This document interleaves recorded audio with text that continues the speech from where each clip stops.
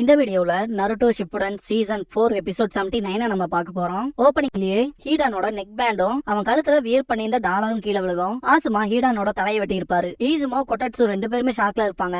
சிக்கமாரு செம டயர்ல இருப்பான். ஆசுமாவும் தான் நம்ம சாதிச்சிட்டோம் அப்படின்பா ஈசுமோ. சிக்கமாரு அவனோட ஜுட்சுவை ரிலீஸ் பண்ணிடுவான். ஹீடானோட உடம்பு கீழே விழுந்துரும். ஆசுமாக்கு அப்பாடான்னு இருக்கும். ஈசுமோ கண்டிப்பா சிக்கமாரு மட்டும் இவ்வளவு குயிக்கா அனலைஸ் பண்ணலினா இந்த கதை எப்பவும் முடிஞ்சிருக்கும்ட்டு சிக்கமாருவை பார்த்துட்டு ஆசுமா இவனை புகழ்றதுல எந்த ஒரு ஆச்சரியமும் இல்ல அப்படின்னு ஈசுமோ பாத்துட்டு இருக்கும் போது கீழே விழுந்துருவா சிக்கமாரு. நீ ஓகேவான்னு சொல்லி கேட்பானுங்க. நான் ஓகே தான், மிச்சம் ஒருத்தர் இருக்கான் அப்படின்மா சிக்கமாரு. ஈசுமோ கொட்டட்சும் பாப்பாங்க.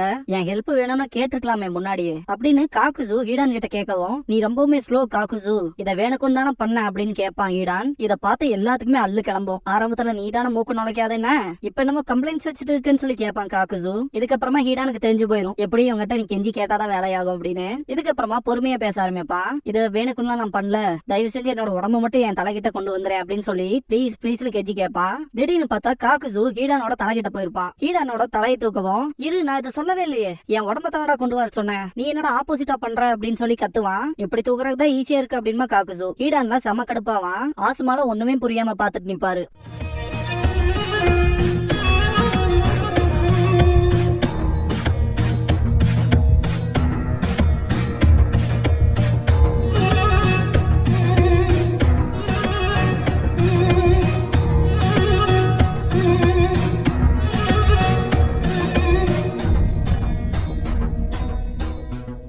ஓப்பனிங் சாங் முடிஞ்சதுக்கு அப்புறமா அன்ஃபுல்ஃபில்டு ஸ்கிரீம் அப்படிங்கிற இந்த எபிசோடோட டைட்டில் போட்டு ஸ்டார்ட் பண்றாங்க. காக்குசு ஹீடானோட முடிய புடிச்சிட்டு இருப்பான். ஏன்டா முடிய புடிச்சிருக்கிற, வலிக்குதுடா அப்படின்னு சொல்லி கத்துவான் ஹீடான். நான் உனக்கு கழுத்துலதான் வலிக்கும்னு நினைச்சேன், இங்கேயும் வலிக்குதான்னு சொல்லி கேட்பான் காக்குசு. ஹீடான், எனக்கு என்ன கழுத்துலாம் கூசிட்டு இருக்குன்னு நினைக்கிறியா, வலி உயிர் போகுண்டா, நெக் போன வெட்டினா என்ன வலி வலிக்கும் தெரியுமான்னு சொல்லி கேட்பான் ஹீடான். இன்னும் உயிரோட இருக்கானான்ட்டு பாப்பாரு ஆசுமா. தலையை வெட்டினா என்ன வலி வலிக்கும் தெரியுமாடான்னு கத்துவான் ஹீடான். கொட்டட்சும் ஈசுமோவும் இது என்ன மாதிரியான சிச்சுவேஷனே புரிஞ்சுக்க முடியாம தளருவாங்க. சிக்கமாரு அவன் என்னதான் சாக மாட்டானாலும் இப்போதைக்கு அவனோட உடம்பு அவனோட கண்ட்ரோல்ல இல்ல, அதனால அவனால எந்த ஒரு ஜுட்சுவுமே பண்ண முடியாது, இவன் உயிரோட இருக்கான், மற்றபடிக்கு யூஸ்லெஸ் தான் அப்படின்னு சொல்லுவான். நீ சொல்றதுதான் சரி, அப்படின்னா இன்னும் ஒரே ஒரு எதிரி தான் இருக்கான் அப்படின்பாங்க. சிக்கமாரு ஹீடான் கூட ஃபைட் பண்றதுக்கு முன்னாடியே காக்குசு வந்து இவனை அட்டாக் பண்றதுக்கு வந்திருப்பான். அந்த வகையில சிக்கமாருக்கு நல்லாவே தெரியும் காக்குசு எந்த அளவுக்கு பொட்டன்சியல் ஆனவன். அவனோட ஸ்ட்ரென்த்தும் அவனோட ஸ்பீடுமே இந்த சாகாம இம்மார்ட்டலா இருக்கான் இல்லையா, அவனை விட பயங்கரமா இருந்துச்சு. அதுன்னு மட்டும் இல்லாம அவனோட காம்ரேட் ஒருத்தன் தலை வெட்டி ரெண்டு துண்டா கிடக்குறான்.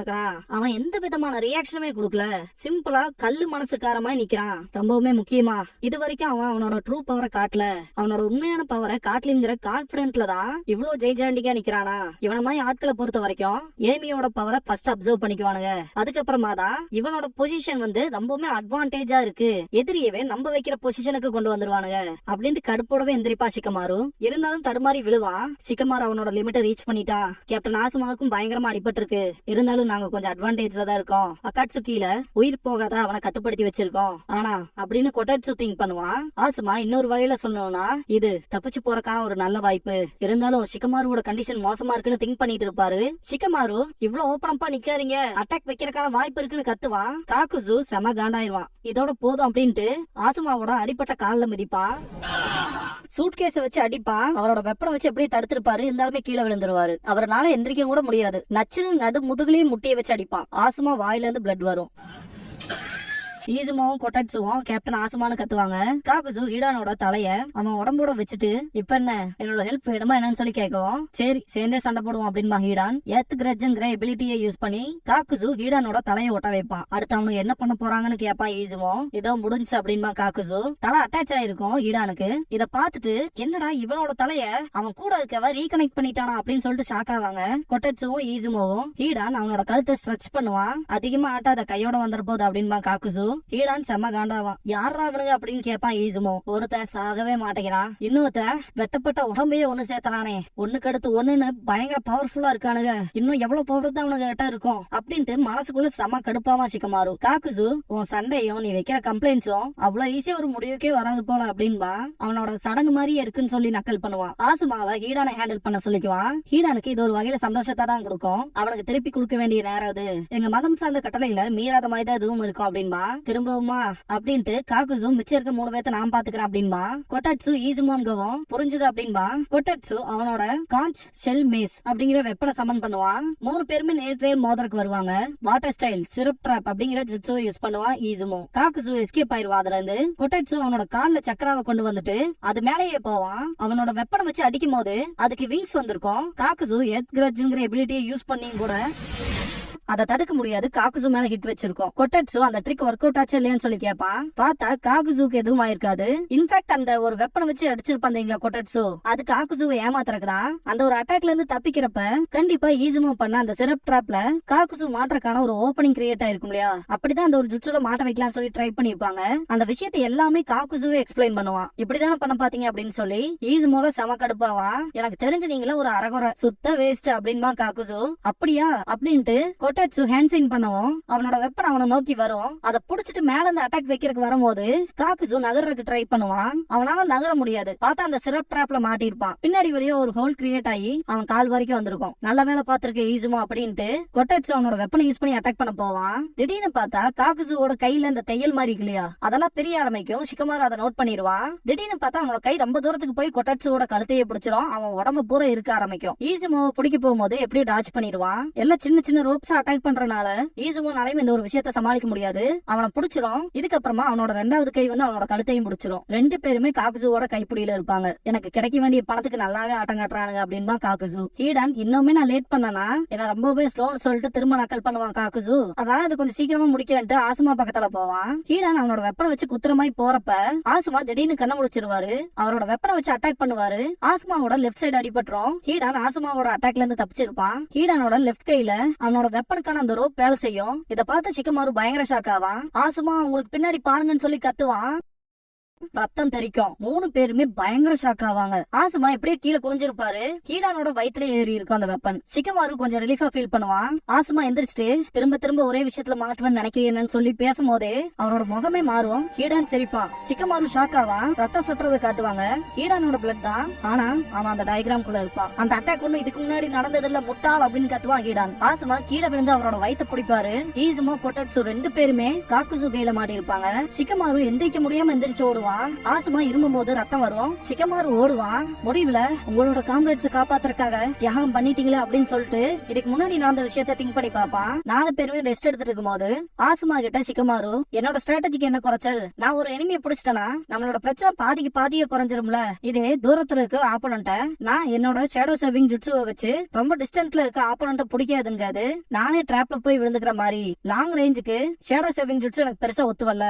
இதே நான் அவன் கூட பக்கத்தால நின்னு சண்டை போடுற மாதிரி இருந்தா ஷேடோ சேவிங் ஜுட்சு எனக்கு வேற லெவல்ல ஹெல்ப் பண்ணுது. இந்த ஸ்ட்ராட்டஜிக்கு அதுதான் ஒரு கீ பாயிண்ட் மாதிரி அப்படின்னு ஷிகமாரு ஆசுமா கூட ஆர்கியூ பண்ணுவான். ஆசுமா ஷிகமாரு கிட்ட அப்புறம் 2 பேரை ஃபார்மேஷன் ஆக சொல்றேன், நீ ஆப்போனண்ட புடிச்சு வைக்கணும், நான் ஃப்ரண்ட்ல வந்து உனக்கு பேக்கப் கொடுக்கணும் இல்லையான்னு சொல்லி கேட்பாரு. அதேதான் இந்த ஒரு ஸ்ட்ராட்டஜியை ஃபாலோ பண்ணா கண்டிப்பா சக்சஸ் ரேட் ஜாஸ்தியா இருக்கும் அப்படின்பா ஷிகமாரு. இந்த ஸ்ட்ராட்டஜி நல்லா தான் இருக்குன்னு ஆசுமா சொல்லவும் ட்ரை பண்ணி பார்க்கலாமேன்னு ஷிகமாரு கேட்பான். இருந்தாலும் வேணாம் அப்படின்றவாரு. இவங்களோட டீம் பாத்தீங்கன்னா ரொம்பவுமே எக்ஸலண்டா இருக்கு. மற்ற டீமை காட்டிலும் குறிப்பா 3 சுனின்னு ஒரு ஜொனின்னு போட்டிருப்பாங்க 4 மேன் ஸ்குவாடா. ஆனா மற்ற டீம் கிட்ட இல்லாதது என் யூனிட்ல இருக்கு. அதான் ஒரு ஸ்ட்ராட்டஜிஸ்ட். ஷிகமாரு பயங்கரமா தெளிவா யோசிக்கிறான் இல்லையா, அந்த மாதிரி பர்சன்ஸ் வந்து ஸ்ட்ராட்டஜிஸ்ட் அப்படின்னு சொல்லுவாங்க.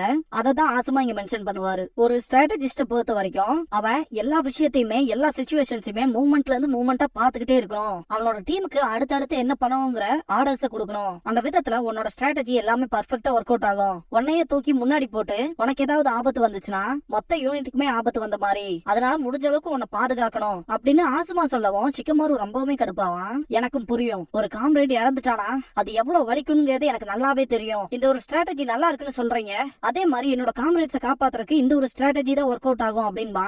நீ எங்களை தான் ப்ரொடெக்ட் பண்ண போறேன்னு சொல்றீனா நான் சொன்னது உனக்கு சுத்தமாவே புரியல அப்படின்னு ஆசுமா சொல்லவும் ஷிகமாரு ஈசுமோ கொட்டாட்சு 3 பேருமே ஷாக் ஆவாங்க. நாங்க பாதுகாக்கணும்னு நினைக்கிற காரணங்களும் நாங்க சண்டை போடுறதுக்கான காரணங்களும் அந்த உண்மை எல்லாத்தையும் உனக்கு சொன்னா கூட புரியாது. அந்த வகையில முன்னாடி போய் நீ சண்டை போடுறதுக்கு நான் ஒத்துக்கவே மாட்டேன் அப்படின்னு அப்படின்பாரு ஆசுமா. பிரசன்ட்ல காட்டுவாங்க, நான் ஒரு நல்ல ஸ்ட்ராட்டஜி கொண்டு வந்திருந்தேனா கண்டிப்பா இதுல எதுவுமே நடந்திருக்காது அப்படின்ட்டே ஓடுவான். இதுக்கு முன்னாடியே பாத்தீங்கன்னா இதுக்குள்ள யாருமே வராதீங்க, நான் சொல்றது புரிதலேன்னு சொல்லி கத்திருப்பாரு. ஆசுமாவை இதுக்கு முன்னாடி நான் அப்படி பார்த்ததில்ல அப்படின்னு திங்க் பண்ணிருப்பா சிக்கமாரு. ஆசுமா சில நேரங்கள்ல ஸ்கில்டா இருக்கிற எதிரிகளை சமாளிக்கிறதுக்கு ரிஸ்க் எடுத்துதான் ஆகணும்னு சொல்லியிருப்பாரு. கிளைம்பிங் சில்வர் கண்டிப்பா உங்களுக்கு சூட் ஆகாதுன்னு சொல்லியிருப்பா சிக்கமாரு. நான் ஒன்னும் தியாகம் பண்ண போற பீஸா இருக்க போறதில்ல, ஆஃப்டர் ஆல் நீ தான் என் கூட இருக்கீல அப்படின்னு சொல்லியிருப்பாரு ஆசுமா. ஆசுமாக்கு அவ்வளவு நம்பிக்கை இருந்திருக்கும் சிக்கமாருவோட ஸ்ட்ராட்டஜி மேல. சிக்கமாரு எல்லாம் கடுப்போடவே ஓடுவான். இது எல்லாமே என்னாலதான், நான் மட்டும் இன்னும் பெட்டரா கொஞ்சம் யோசிச்சிருந்தேன்னா ஆசுமாக்கு இதுல எதுவுமே நடந்திருக்காது அப்படின்ட்டு ஓடும் போது கால் தட்டி விட்டு கீழே விழுந்துருவான். சிக்கமாரு முன்னாடி பாக்கும்போது ஹீடான் என்ன வலிக்குதா அப்படின்ட்டு சிரிப்பான். அவன் வயித்துல இறங்கின வெப்பனை அப்படியே உள்ள வச்சு ஷேக் பண்ணுவான். ஆசுமா வலி தாங்க முடியாம துடிப்பாரு. ஹீடான் பயங்கரமா சிரிச்சுட்டு இந்த ஒரு வலியை முடிவுக்கு கொண்டு வரேன் அப்படின்பா. அவனோட ஷார்ப் டூல எடுத்துட்டு சிக்கமாரு பக்கத்துல போறதுக்கு ட்ரை பண்ணுவான். உன்னை கொல்ல போற அந்த வலி அப்படின்ட்டு பயங்கரமா சிரிப்பான் ஹீடான். அவனோட கை மேல போகும். அடுத்து என்ன நடக்குங்கிற பயம் தான் நமக்குள்ள இருக்கும். ஈசுமோ கோட்டாட்சோ ரெண்டு பேருமே சமக்கடுப்புல இருப்பாங்க. இது முடிய போகுது அப்படின்பா காக்குசு. சிக்கமாரு நிறுத்தனு கத்துவான். ஹீடான் நெஞ்சிலேயே இறக்கி இருப்பான். ஆசுமாக்கு பயங்கரமா பிளட் போகும்.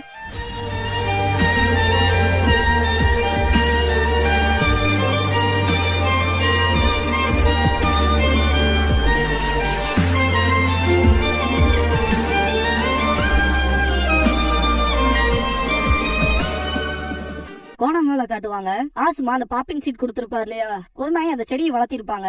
அந்த செடியில பூத்த பூ ஒண்ணு கட்டாயி கீழே விழுந்துரும். ஏன் இந்த ஒரு விஷயத்த காட்டுறாங்கன்னா, குருநாய் செடி வளர்த்துறதுல ஃபர்ஸ்ட் எந்த ஒரு இன்ட்ரெஸ்ட்டுமே காட்டியிருக்க மாட்டாங்க. இருந்தாலுமே அந்த ஒரு விஷயம் நல்லா இருக்குன்னு சொல்லிட்டு அதுக்கப்புறமா தான் வளர்த்திருப்பாங்க. அப்படிதான் ஆசுமாவுக்கும் குருநாய்க்குமான அந்த ஒரு லவ் ஸ்டோரியுமே ஸ்டார்ட் ஆயிருக்கும். இந்த ஒரு பூ உதிர்ந்தது இவங்களோட காதலும் உதிர்ந்ததுக்கு சமம் அப்படிங்கிற மாதிரி காமிச்சிருப்பாங்க. குருநாய் ஆசுமாவை தான் திங்க் பண்ணுவாங்க.